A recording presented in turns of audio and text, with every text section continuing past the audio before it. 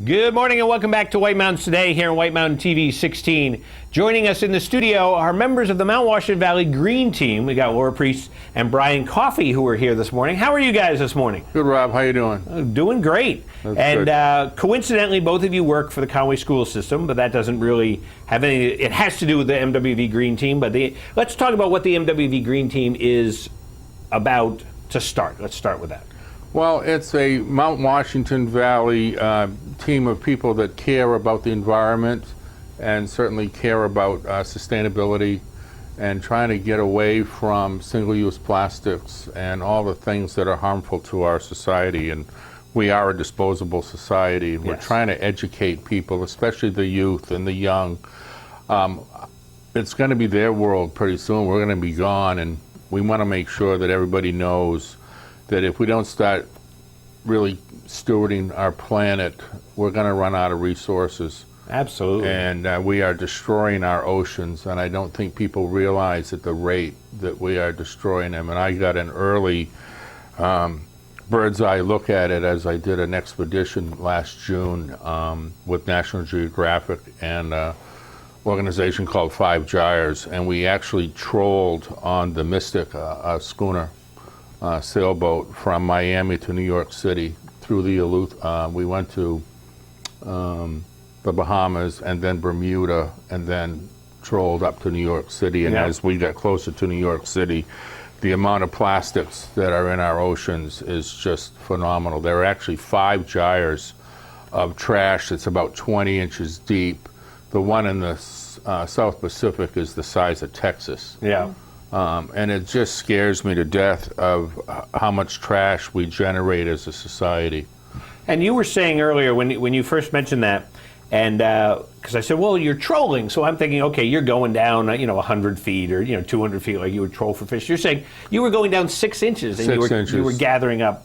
Yeah. I mean, that's unbelievable. And what happens to all these plastics that are in the oceans is they actually start to dissolve and they create these little microbeads. And as the fish swim, they just naturally take them in. Right. And they get caught in their gills and in their flesh and basically back into our food supply.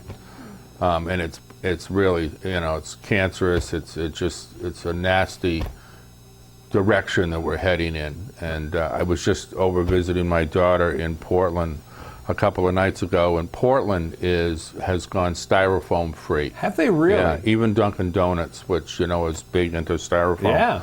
Yeah. All paper. New York City as well has a styrofoam ban because they don't have places to put their trash. Yeah.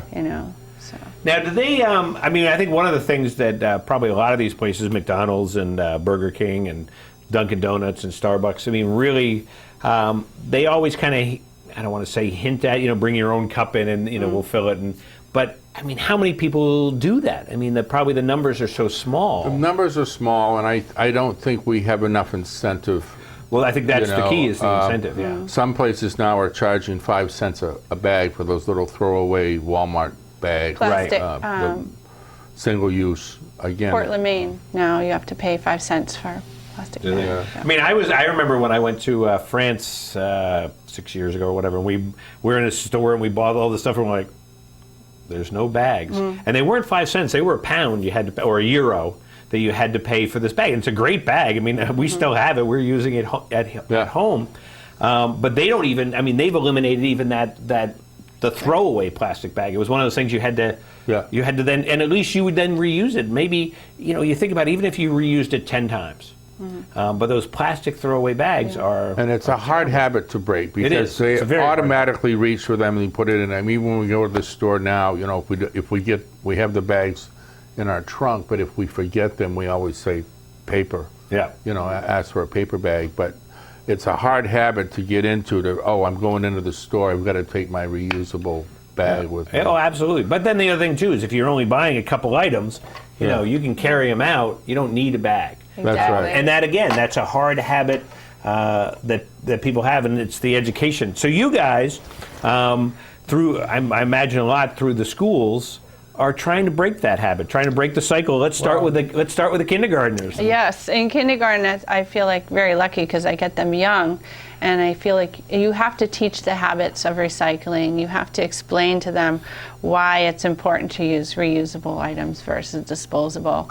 And my kids are really good about coming up to me with their little plastic disposable, fruit cups and looking on the bottom, looking for the code. Can I recycle this, Miss Preece? It has to become a habit. And I think teaching sustainability practices in schools is our responsibility. Absolutely. It's our mission, really. And making it easy to recycle. That's one of the issues too. Is putting up one recycle barrel doesn't do it. You've got to have. The Conway schools use waste management, which is single stream recycling. So all of it goes into one bin. And I think a lot of people aren't aware that we recycle codes 1 through 6. So taking the time to look on your container, give it a quick rinse, put it in the recycle bin. Right, but that is a difficult thing too, because a lot of times, I know students will be like, "Well, no, we don't recycle," because they don't think that. So it's educating them to say, yeah, it's single stream, because they're looking for, well, where's our paper recycling? Where's our plastic recycling? Yeah, where's it's our all metal in one recycling? bin, and it's all we in teach one them bin. that at the beginning of the year. Right, but like you say, you're doing that with the younger kids. We've got to get it all the way up. Yes. So what are some of the ideas that you have, Brian, that you've, Brian, you're the food service director for the entire Conway School District. Yeah, I have 5 schools, Pine Tree Elementary, John Fuller, Conway Elementary, the middle school, Kennett Middle School, and the high school, Right. Kennett High. So what I've noticed is the amazing amount of disposables that we buy. I mean, it just amazes me that we buy this much disposable products. And this is basically the 2 items that we use. This is our lunch plate, breakfast plate, and this is our lunch tray, breakfast tray. And basically right now, we're serving about 1,000 meals a day between all the schools. Yeah. So that's 5,000 meals a week, 20,000 meals a month, 10 months, 200,000 of these guys. Well, that's only if they just get one item. I mean, if they're coming back. Oh, and then, more stuff, then you got soup cups and you got straws and Plastic and then juice cups. juice Yeah. cups, the bottles.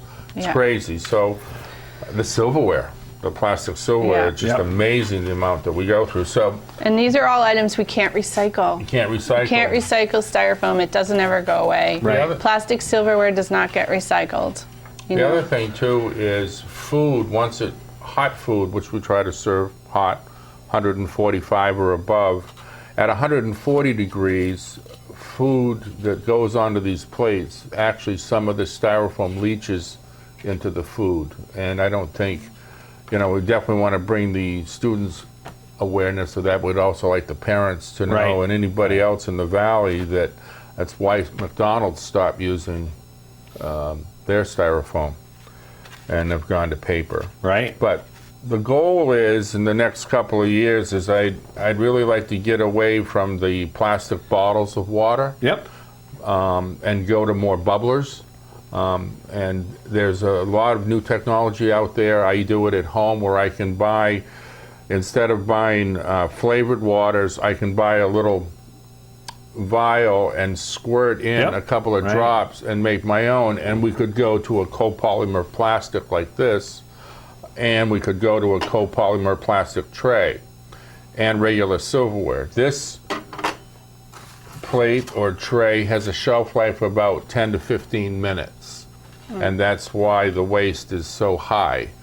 This has a shelf life of about 8 to 10 years. Even if we lost 20% of it, the return on investment for the community would be far better to go with something like this for all schools. Absolutely. And back to silverware, Absolutely. which, there are magnets and things that you can get on the top of the barrels that will grab it if some of this doesn't end up back in the dish area. But if it does end up in the trash, the magnets pick it up and you just flip it over and pull them out. But, and what's interesting too, Brian, is that when you and I were kids, not so much Laura because you're younger. This was what you had in schools. You had the trays. It was there was no reason. There was. I don't know love why these trays, we started going this why way. it evolved to that, and it is one of those things. Because we're a disposable society, unfortunately, and now, as we see the pollution that the waste causes, not only in our landfills, but a lot of it leaches back into the oceans, and certainly the trash ends up in the oceans. There's a great website you can go to. It's called 5gyres.org. And in there it shows the expedition that I was just on, but they also show what they are doing is trying to educate the world on how badly the waste is. Yeah. And once it gets into the oceans, it's pretty horrible. Yeah. Now, Laura, you brought a reusable party kit. I did. Which I think is one of those things in the summer, especially here in the Mount Washington Valley, well, really all times a year. You have your parties, you get your red Solo cups and everything else. And all paper plates, plastic cups, Right. plastic silverware. This idea I got from Colleen McCormack from the Green Team, and she donated a waste-free party kit to her daughter's classroom. And inside we have, reusable cups, reusable silverware, cloth napkins, and plates. Usually classrooms have. I'm gonna just, there you go. For Hans's benefit, we Can just you want put it out Yeah, there? we're gonna really show that Okay. this. And so you got the plates, which are these nice. Yep. You can just that's- run them right through the dishwasher. That's the other thing we want to go from here to is this is a copolymer plate, like the tray, but. Yeah, it's very lightweight. A lot of classrooms have a room parent, a parent that's in charge of organizing, bringing in snacks for classroom parties, Halloween, Valentine's Day. So you just have your bucket and you hand it off to the parent. Do you mind washing this? Or I just take it home and do it. Yep. It's really not much work, and it's a great opportunity to teach the kids there is an option here. We don't have to use disposable. Right. You can make that choice, and this is why, I'd rather use this over and over again than put this Right. into a landfill. And it's so much more durable. Just as an example, in the Bartlett School, they do the pancake breakfast, the maple sugaring in March. I think it's March. And years ago, probably 15 years ago, 12 years ago, they said, let's buy some plates. Yeah. And as a cost saving, it's great. So they're, heavy duty plates. They come out, they only use them once a year, but they were paid for after 2 years, probably. Absolutely. And they have them, they last, and they have a place for them. And that's what's so great about Well, if you want to reusables. talk about cost too, is these are $41 a case for these little flimsy styrofoam things, and granted that it comes to about 4 cents a piece. Right.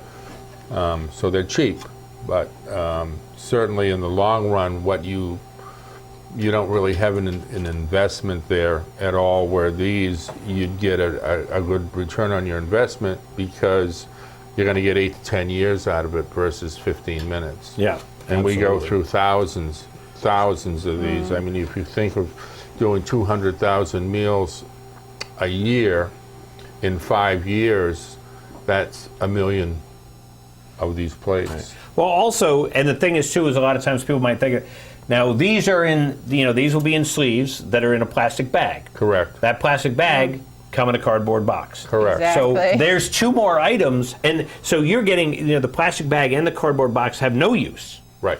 In terms of the end user, that's just immediate trash. Right.